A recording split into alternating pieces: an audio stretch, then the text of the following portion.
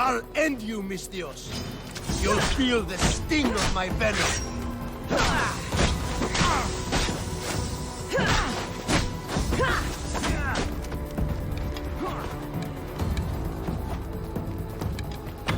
You can't stop me. His death should keep friends of Pericles safe.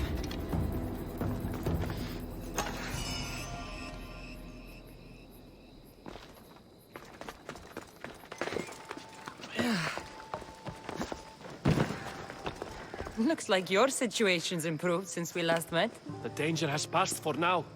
But while those monsters are out there, no one is safe. A group of fishermen tied you up. They were being used by a snake dealer working for enemies of Athens. What did you do with them? I showed them the error of their ways and sent them on their way. They won't be bothering you again. I'm glad no blood was shed. But how do you know they won't return? I made it very clear that doing anything stupid would make me angry. Well, that must have been a terrifying experience for them. Thank you for your help, Mistios. I'll be sure to mention this to Pericles. That's everything Pericles wanted. Time to return to him and find out what these Athenians know about my mother.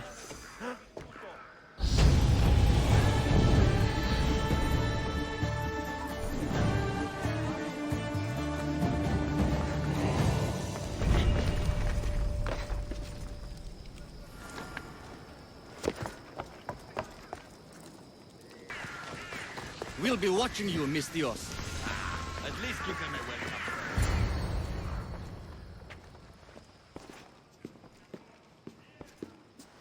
Cassandra, it's you! Phoebe! You promised we'd see each other again, and now we have. I also said, stay out of trouble. Which I have. Okay, almost out of trouble. How did you even get here, Phoebe? Well, I did make some drachmae working for Marcos. So you paid someone to bring you to Athens? Not exactly. Phoebe... I needed a drachmae for when I arrived. I couldn't use it all to leave, and I didn't want to wait any longer. So I sneaked on a ship. Don't worry, nobody saw. I just can't believe you made it. I don't remember much of Athens from when I was a baby. But every once in a while, something feels familiar. It's nice. I can't believe you're here. Me either. I can't believe we both made it to Athens. It's so much different from Kefalonia. But what are you doing here? I'm here to get you ready. I have to make sure you leave all your weapons and change into these clothes. So you somehow work here? For Pericles? No, for Aspasia. I don't understand why I have to change. It's just what you do here. I felt weird at first, but you forget about it pretty fast. And my weapons? Don't worry, I'll take care of them. We don't want to scare people in there. Well... How is it you're working for Aspasia? Well, I did get into a little bit of trouble after I got to Athens. I may have been a leader of a small group of orphans that tried to cheat Aspasia. We didn't know it was her, though. And you convinced her to hire you? No, she asked me on her own. That was lucky. I think I'm ready to go in. You can't. Not like that, anyway. The Athenians like it best when you try to fit in. But don't worry, I have just the outfit for you. I'll get changed. Promise you'll take care of my things? Yep. Leave your weapons in the corner, and I'll come back when you're done. Fine. I feel uncomfortable in this. Now you look like everyone else. You say that like it's a good thing. It is. If you want them to take you seriously, this is the easiest way. Trust me. Is that everything? You're all ready to go in. Don't worry. You've done scarier things than this. I'm struggling to think of any right now. Are you sure I can't keep just one weapon with me? No weapons. Now hurry and go in. Oh, and don't leave without saying bye.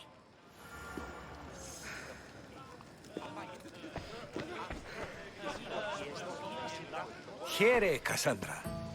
The mighty mercenary and traveler has finally made her grand entrance. Only slightly late, too. Herodotus! Athenians have no problem letting me know when I'm not welcome. It's a relief to see your friendly face.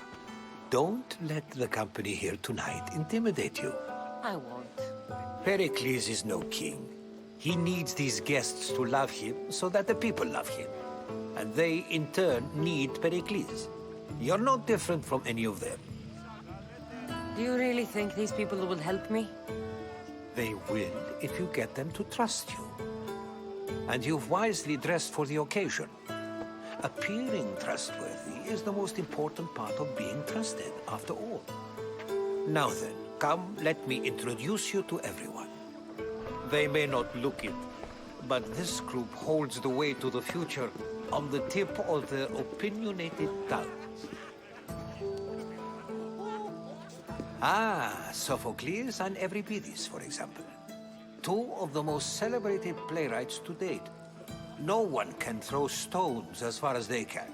They appear to be locked in some kind of intellectual struggle, as is their way. He's a writer of comedies, of all things. Comedies, Euripides.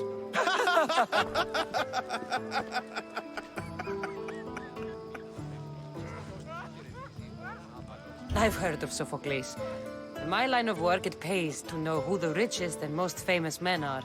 Hermippos has also written his fair share of comedies. You should drink more. Lately, his attitudes have garnered him more notice than his works. However, the fellow beside him, Protagoras, is a sophist worthy of as much praise as the great Socrates himself. Inviting Socrates seems like a good way to ruin everyone's night. I'm surprised they would let him in the door. Oh, don't let Socrates get under your skin. At least he wore shoes for the occasion. And the poor thing gesticulating like an ape is Thrasymachos. If you listen closely, you'll notice he and Socrates are actually arguing the same points. But the wind from his wild gestures deafens him to critique. That isn't at all what I mean. Where is Pericles? Oh, he never attends his own parties. Which reminds me, there's something I need to get his help with. Vile Socrates, always appearing where I least expect him. Warrior, protect me from his amorous gaze. Oh, Alcibiades, this is not a time for jealousy, but for love.